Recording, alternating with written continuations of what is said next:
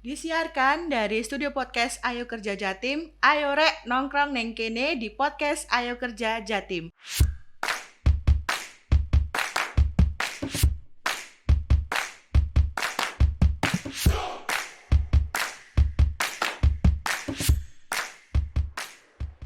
Halo, selamat siang. Assalamualaikum warahmatullahi wabarakatuh. Kali ini ketemu dengan saya, Citra, dari Dinas Tenaga Kerja dan Transmigrasi Provinsi Jawa Timur, akan ngobrol-ngobrol dengan teman-teman semua, Sobat Naker. Di sini saya tidak sendiri, ada narasumber bersama kita, Ibu Puspo Nurani Trirahayu. Selamat siang, Ibu. Apa Siang, Mbak kabar, Citra. Ibu? Alhamdulillah baik. Mudah-mudahan Sobat Naker dimanapun berada juga dalam keadaan sehat. Amin. Gitu. Nggih, semoga sobat naker semua dalam keadaan sehat ya. Nggih. Kali ini kita juga akan live Instagram di @infokerja_nakerjatim. Kali ini kita akan ngobrolin, video ini akan berguna untuk teman-teman semua pencari kerja yang sedang galau dalam mencari pekerjaan, menentukan karir di masa depan. Jadi hari ini kita akan ngobrolin tentang bagaimana memenangkan persaingan untuk mendapat pekerjaan. Nah, topik yang seru ini dan berguna buat sobat naker semua di rumah. Nggih. Bu Puspo.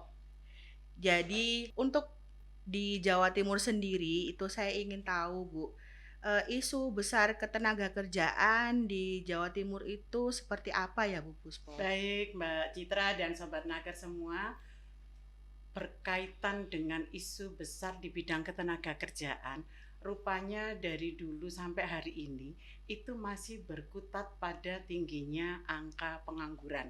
Ini tidak hanya di secara nasional, tapi juga di Provinsi Jawa Timur. Sebenarnya isu besar pengangguran ini kalau kita breakdown memang banyak sekali permasalahan-permasalahan ketenagakerjaan. Misalnya berkaitan dengan rendahnya kompetensi, berkaitan dengan usia muda pencari kerja yang jumlahnya cukup banyak, dan faktor-faktor yang menyebabkan tingginya angka pengangguran di Indonesia dan di Jawa Timur. Oh Seperti iya. itu. Jadi memang isu besarnya adalah tingginya tingkat pengangguran ya, Bu? Iya. Iya. Eee, Kalau di masa pandemi seperti dari mulai tahun 2020 sampai sekarang di awal tahun 2022 ini, itu berarti ada peningkatan atau bagaimana, Bu, tentang Tepat angka sekali Mbak pengangguran? Citra. Jadi bahkan sebelum pandemi pun kita ini Dinas Tenaga Kerja dan seluruh program yang mendukung itu memang diarahkan untuk bagaimana kita bisa menekan tingginya angka pengangguran. Kalau menghapuskan tentu bukan sesuatu yang bisa kita lakukan, tapi Nggih. sifatnya adalah menekan. Nah, dengan pandemi justru yang terjadi di awal-awal pandemi ini terutama Mbak Citra dan sobat naker lainnya, yang terjadi justru tingkat pengangguran yang dari waktu ke waktu berusaha kita tekan bisa menurun sedikit demi sedikit, tiba-tiba dengan pandemi mengalami tekanan yang luar biasa pasar kerja kita, dan sehingga tingkat pengangguran ini melesat naik Oh gitu. iya. Namun dari perkembangan data BPS yang 6 bulanan di Agustus 2021 sudah ada perbaikan. Sudah, Seperti itu. trennya sudah mulai menurun Iya, meskipun, mungkin belum terlalu signifikan ya, Bu, betul. nggih. Yeah. Kalau untuk, berarti kan program kerja di Disnaker sendiri untuk mengurangi angka pengangguran itu sebenarnya sejalan dengan program kerjanya Ibu Gubernur ya, Bu? Betul, Nggih, di betul. visi misinya Ibu Gubernur Iya, ya, Bu, yang Jatim Jatim Kerja. Kerja, nggih. Oh iya, berarti memang tujuan utamanya, dari Disnaker adalah menekan angka pengangguran. Nah, sebenarnya Bu, kalau di dunia, di pasar kerja sendiri, itu dinamikanya seperti apa ya, Bu, Iya, kondisinya sehingga penganggurannya semakin meningkat itu kemudian dampaknya bagaimana? iya. Jadi ini bisa sebagai satu pemahaman untuk kita bersama, terutama sobat naker dimanapun berada ya, bahwa kenapa angka pengangguran itu masih tinggi dan cenderung memang tidak bisa habis gitu ya. Ini sangat berkaitan dengan kondisi pasar kerja. Bicaranya pasar kerja tentu menjadi satu pertemuan antara supply dan demand. Ada Supply dan demand. ketidakseimbangan di sini Mbak Citra, bahwa ketersediaan supply kita, angkatan kerja kita dari waktu ke waktu terus bertambah. Baik mereka yang baru lulus dari perguruan tinggi, dari sekolah, SMK, kemudian mereka juga yang ter-PHK, mereka juga memasuki dunia kerja. Belum lagi mereka yang semula sebenarnya tidak bekerja, tapi karena faktor ekonomi yang memaksa mereka kemudian harus memasuki dunia kerja. Sementara pada sisi yang lain, ini ada demand, ada kebutuhan dari pengguna tenaga kerja itu yang rupanya tidak bisa mengikuti lajunya supply yang tersedia. Nah, ini tentu saja kita bisa tahu bahwa demand permintaan tenaga kerja ini sangat berkaitan dengan tumbuhnya perekonomian kita. Nah, Mbak Citra dan Sobat Naker tahu kan kemarin pandemi juga Indonesia sempat mengalami peningkatan atau penurunan kondisi ekonominya, justru menurun. Nah, ini juga sangat berkaitan dengan peluang. Tapi ada satu hal ini Mbak Citra yang menarik. Apa itu, Bu? Kalau kita bicara mencari pekerjaan, entah era sekarang, apalagi era sekarang, kepada mereka yang pencari kerja usia muda, itu kalau ditanya mencari pekerjaan itu mudah atau sulit? Kira-kira menurut Mbak Citra gimana kalau teman-teman ditanya gitu? Sulit.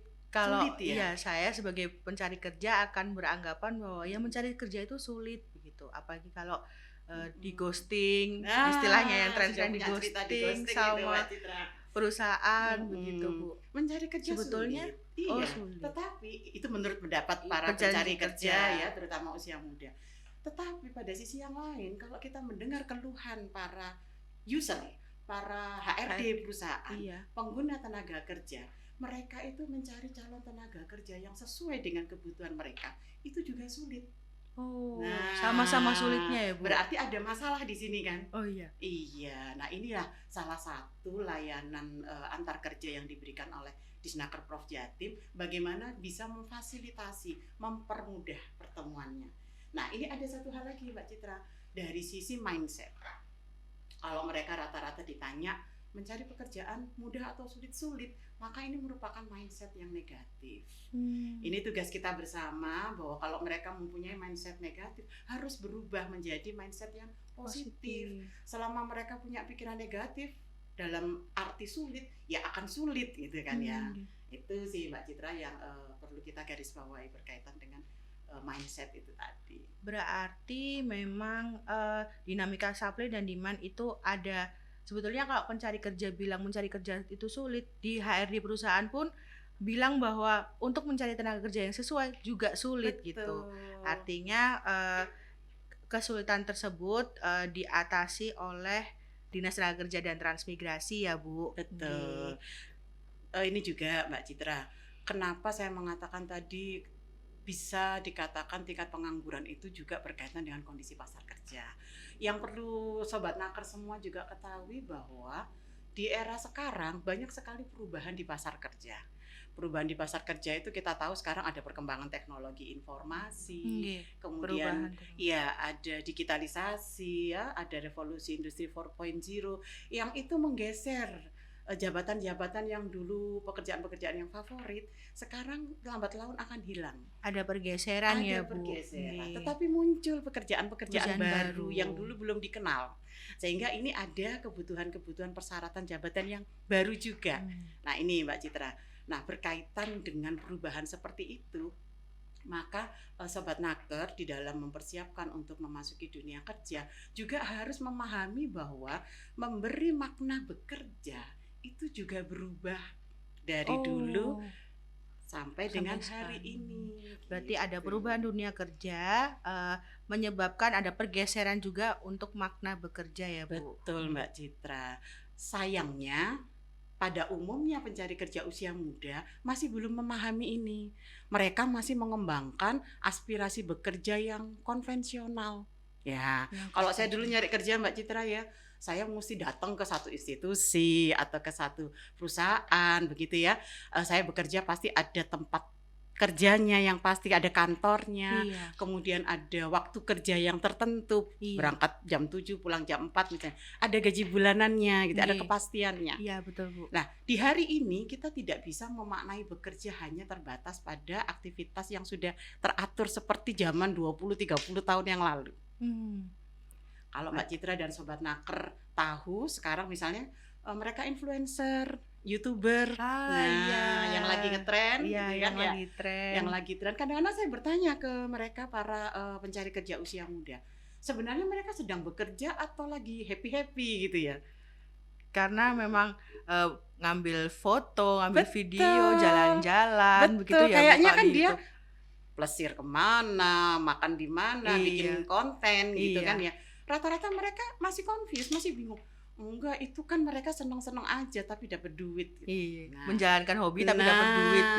itu Padahal padahal sebetulnya bekerja oh gitu iya, kan. itu Nah, sebetulnya bekerja ya Bu. betul. Jadi di hari ini memaknai bekerja itu sebenarnya lebih pada bagaimana kita menjalankan aktivitas yang produktif. Produktif itu menambah nilai positif dalam berbagai hal, baik itu secara finansial, secara kesempatan kita pengalaman, mengembangkan portofolio dan mengembangkan jejaring kerja. Itu sebenarnya yang dimaksud dengan bekerja di Oh, hari di ini. hari ini. Kalau pengertian bekerja di hari ini seperti itu Mbak Cit, apalagi ditunjang dengan perkembangan teknologi informasi, maka semestinya setiap anak muda itu tidak boleh menganggur. Oh iya. Betul nggak? Betul, Bahkan betul. mereka yang masih duduk di bangku sekolah dan kuliah, Bisa bisa nggak mereka? iya, Nah, bisa sangat bekerja, terbuka sangat peluangnya. terbuka, betul, betul. Maka di hari ini yang kita dorong mereka, para tenaga kerja usia muda, mereka harus bekerja dalam frame yang seperti saya ceritakan tadi. Tidak boleh ada yang menganggur. Baik itu mereka sedang melakukan mungkin upgrade skill, keterampilan dalam bidang yang menjadi passionnya, itu sebenarnya juga bagian dari proses dia bekerja. Oh Gitu iya. Mbak Ci. Berarti ada pergeseran makna bekerja dari yang dulu tuh Betul. konvensional harus di belakang meja, ada waktu bekerja mulai dari jam 8 sampai jam 5 begitu ya Bu. Iya, Sekarang sudah bergeser karena iya, perkembangan teknologi, ada bekerja itu adalah aktivitas yang akan menambahkan nilai pada dirinya. betul. Apakah itu menghasilkan karya, menghasilkan dari segi finansial ya Bu. Iya. Nggih.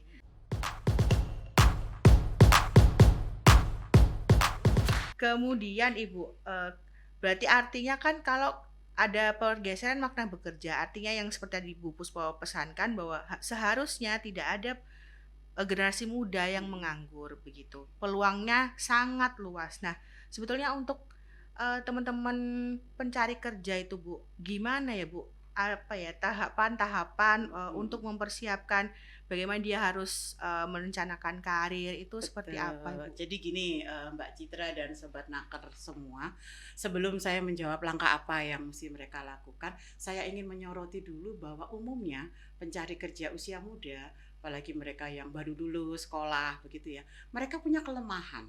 Salah satunya adalah mereka belum memiliki target job, belum tahu pekerjaan apa sih yang mau digeluti dan Oh. bagaimana cara untuk mendapatkan pekerjaan itu. Itu yang pertama.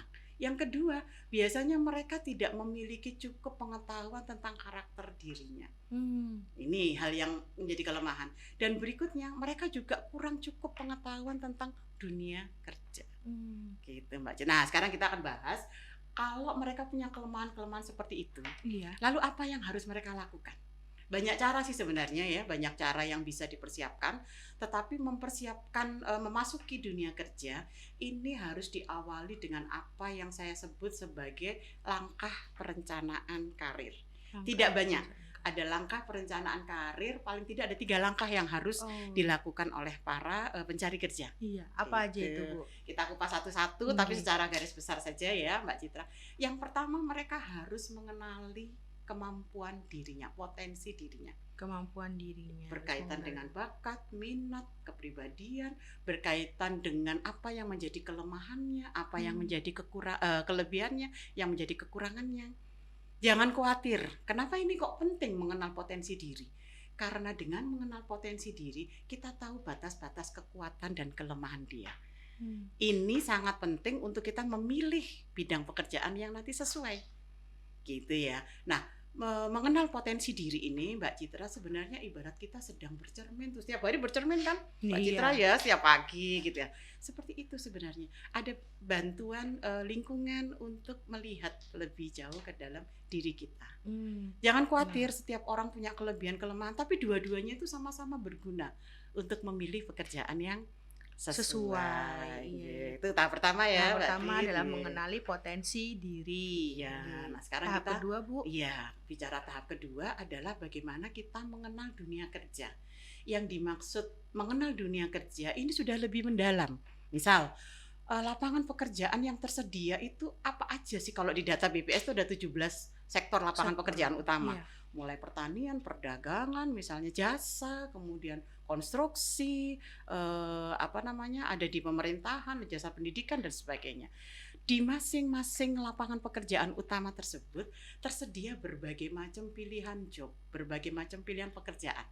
Nah, di masing-masing pilihan pekerjaan tersebut, masing-masing juga menuntut persyaratan jabatan.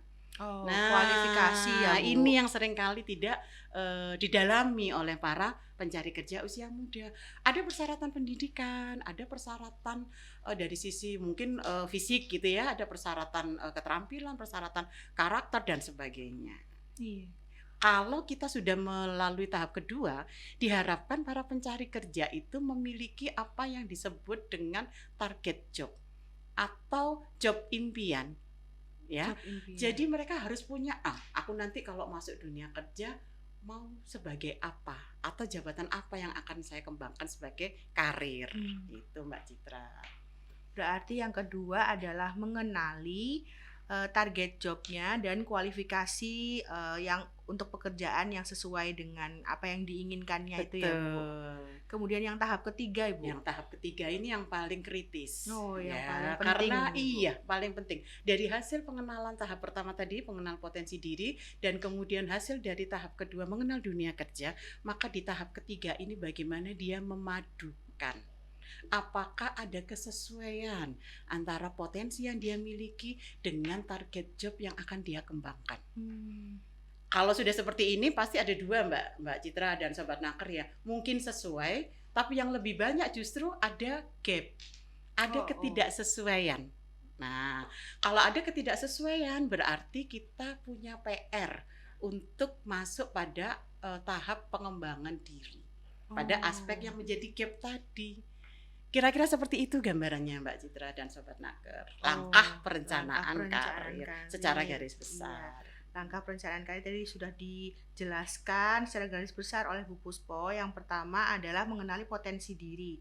Sebenarnya kelebihan dan kekurangan Sobat Naker itu apa saja. Kemudian yang kedua adalah menentukan target job pekerjaan yang diinginkan oleh Sobat Naker. Kemudian selain mengenali target jobnya tadi, juga harus memahami kualifikasi apa yang dibutuhkan, begitu, kualifikasi pendidikannya apa, kemudian kualifikasi misalnya ada persyaratan fisiknya apa. Kemudian yang ketiga adalah yang paling penting adalah menganalisis ya Bu. Betul. Menganalisis apakah potensi diri yang sudah dimiliki oleh Sobat Naker semua sesuai dengan target jobnya. Jika ada ketidaksesuaian, ada ketidakcocokan, ada gap begitu, berarti artinya ada PR yang harus Sobat Naker lakukan, yaitu pengembangan diri ya Bu. Iya, betul. Wah, untuk pengembangan diri ya Bu, itu harus dilakukannya seperti apa Bu? Atau mungkin bisa diceritakan contohnya Bu? Misalnya target jobnya apa, kemudian ketika ada ketidaksesuaian, terus pengembangan dirinya harus apa yang harus dilakukan? Ya, secara garis besar itu kita melihat gapnya itu seperti apa Mbak Citra dan Sobat Naker. Kalau ternyata kualifikasi yang dituntut itu tidak dimiliki oleh seseorang dalam kualitas yang cukup jauh gitu ya, maka sebenarnya menjadi satu pemikiran untuk dia beralih pada target job berikutnya yang lebih sesuai. Tetapi tadi tahap 1 kan kita mencoba mengenali batas-batas kemampuannya. Tetapi kalau gap itu sebenarnya menjadi sesuatu yang bisa dia upgrade gitu ya. Misalnya dalam sisi ketelitian kerja gitu ya, dia bisa latih itu, maka dia bisa mengambil target job yang pertama tadi dengan catatan untuk mengembangkan pada aspek ketelitian kerja misalnya kayak gitu. Nah, Sobat Naker juga bisa lakukan tahap-tahap pengembangan ini, terutama misalnya bagaimana mengembangkan komunikasi, ya, sering-sering untuk bergaul dengan berbagai macam karakter, aktif di organisasi, kemudian belajar pada aspek-aspek yang masih menjadi PR-nya pada sisi pengembangan diri, gitu. Fokus pada hal yang harus diperbaiki dalam dirinya. Orang kalau mau fokus mengembangkan dari apa yang ada dalam dirinya, dia harus kenal dulu mana yang menjadi kelemahan, mana yang menjadi kelebihan. Jadi kelemahan itu diperbaiki, kelebihan dikemas, di-upgrade lagi, seperti itu. Berarti seharusnya proses perencanaan karir dan pengembangan karir ini harusnya tidak dimulai setelah lulus ya, Bu? Betul sekali, Karena Mbak Citra. waktunya terlalu singkat Iya, gitu. seperti halnya orang mau lompat jauh, dia kan harus ambil ancang-ancangnya yang jauh Iya. supaya lompatannya bisa jauh juga. Nah, Iya. begitu juga halnya perencanaan karir. Sedini mungkin para tenaga kerja ini mempersiapkan diri, termasuk saat dia dulu memilih bidang studi, jurusannya itu sudah Jurusan. berorientasi pada bagaimana nanti pekerjaan ke depannya. Seperti itu. Begitu. Mbak Berarti Citra. misalnya kalian teman-teman di SMK, berarti nanti milih jurusannya Iya. itu harus ya paling sesuai dengan apa yang akan nanti diimpikan Betul. gitu ya, Bu. Makanya kan pekerjaannya. ada layanan-layanan untuk bimbingan karir gitu kan di tingkat-tingkat sekolah menengah kejuruan gitu ya. Mm-mm.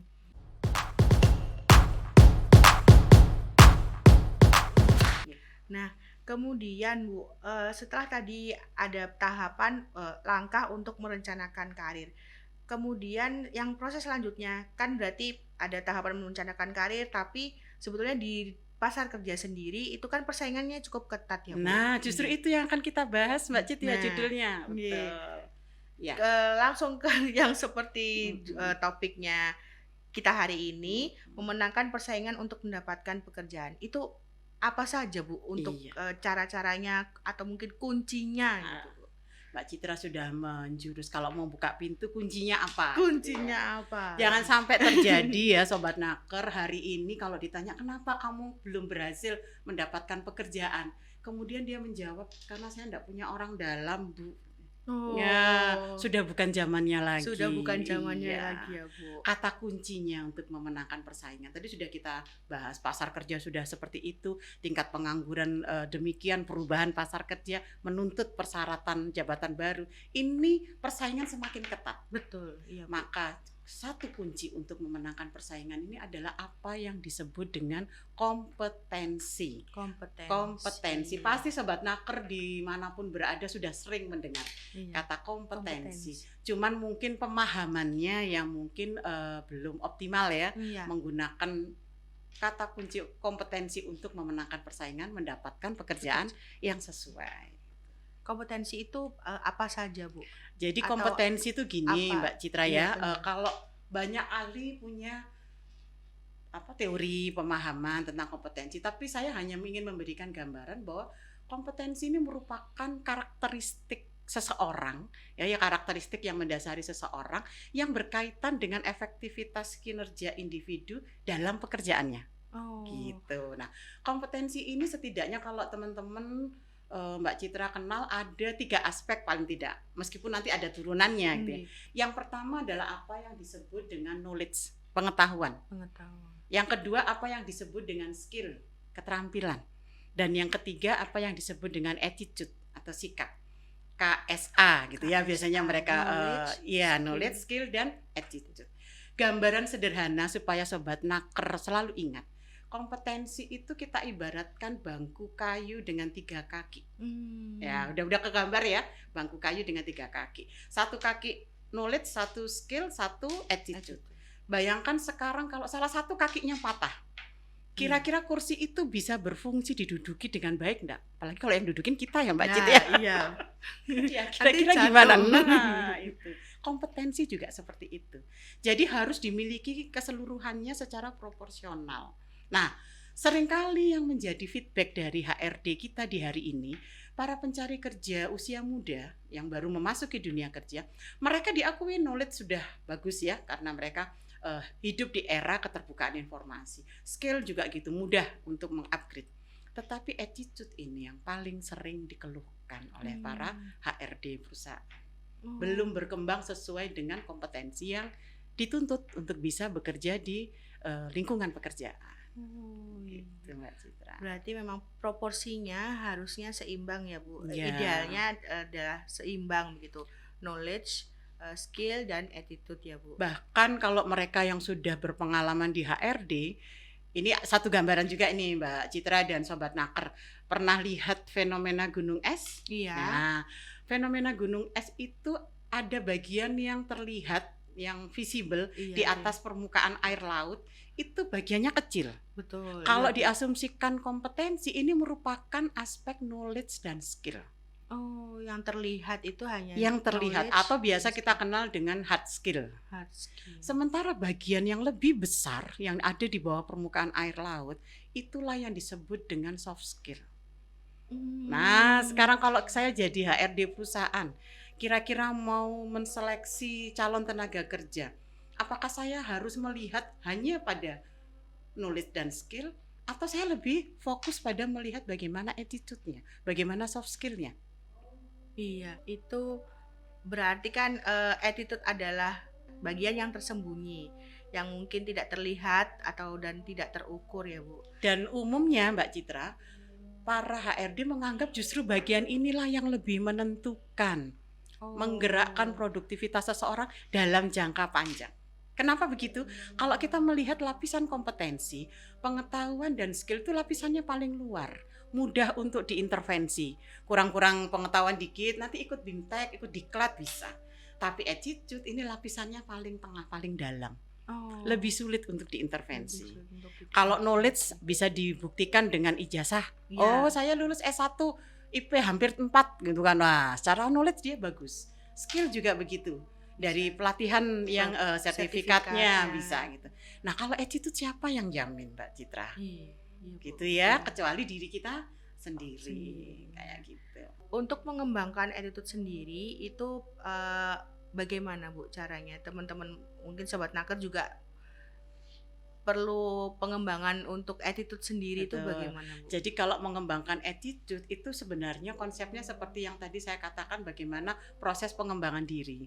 Jadi Hmm, pertama kita harus fokus dulu apa nih yang mau kita kembangkan dari attitude kita yang masih menjadi kelemahan. iya, Kemudian sering bergaul secara sosial gitu ya. Kemudian banyak berinteraksi dengan organisasi-organisasi profesi, organisasi apapun yang sesuai dengan passion kita. Dan terus belajar. Belajar ini pengertiannya bukan pada belajar secara keilmuan akademik ya, tetapi mempelajari bagaimana soft skill yang tadinya kita tidak miliki. Misal, bagaimana kita mampu berani untuk mengemukakan pendapat. hmm, Itu harus secara fokus, secara sadar dilatih. iya, iya, Dan itu yang bisa melakukan diri kita sendiri, iya. tidak orang lain gitu. Nah, seperti itu. Dan Oh. sebenarnya kita ada banyak tool-tool ya Mbak Citra, yang bisa kita berikan pada saat konsultasi karir ke Disnaker gitu ya. Oh, nah satu poin penting lagi bahwa pengembangan salah satu cara untuk mengembangkan attitude itu bisa nanti teman-teman sobat naker datang ke kantor Disnaker ya Bu Betul. untuk melakukan konsultasi karir. Ini kebetulan non saya Bu ada adzan. Ini kan sedang live Instagram.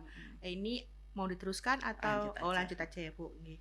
Saya ingin bertanya closing statement apa harapannya Bu Puspo terhadap pencari kerja, kemudian mungkin rekomendasinya seperti apa untuk teman-teman sobat naker semua yang sedang galau mencari pekerjaan. Ya galau sobat naker ya. Jadi sobat naker dimanapun, untuk memenangkan persaingan mendapatkan pekerjaan yang sesuai itu dibutuhkan adanya kompetensi. Tadi sudah saya sampaikan.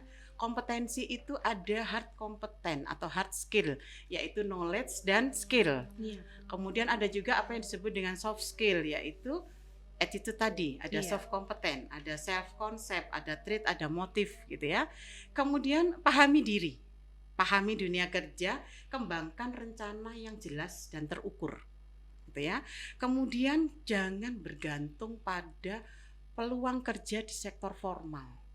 Ya hmm, kalau kita punya kemampuan, kita gali kemampuan kita, coba untuk menjadi wirausaha, coba menjadi teknopreneur, menjadi freelancer, iya, menjadi itu gig Bu. worker yang sekarang eranya banyak menyediakan Pekerjaan pekerjaan-pekerjaan seperti tersebut itu. Harapannya adalah jangan sampai ada anak muda yang menganggur. menganggur. Dan Oh, ingat bahwa memasuki dunia kerja itu membutuhkan persiapan. Kalau tadi langkah karir sudah dilakukan, tetap kita perlu persiapan. Bagaimana berburu info lowongan kerja yang valid, bagaimana menyusun surat lamaran, menyusun kurikulum vitae, bagaimana menghadapi wawancara kerja, bagaimana menghadapi psikotes, bagaimana hari pertama masuk kerja, begitu ya, bagaimana perjanjian kerja saat kita nanti bekerja dalam sektor formal. Itu agenda podcast kita selanjutnya, Mbak Betul. Citra. Wah, sudah ada bocoran dari Bu Puspo. Iya. Mantap. Jadi itu tadi yang harapannya Bu Puspo ya Bu, untuk sekaligus closing statement untuk Sobat Naker semua di rumah.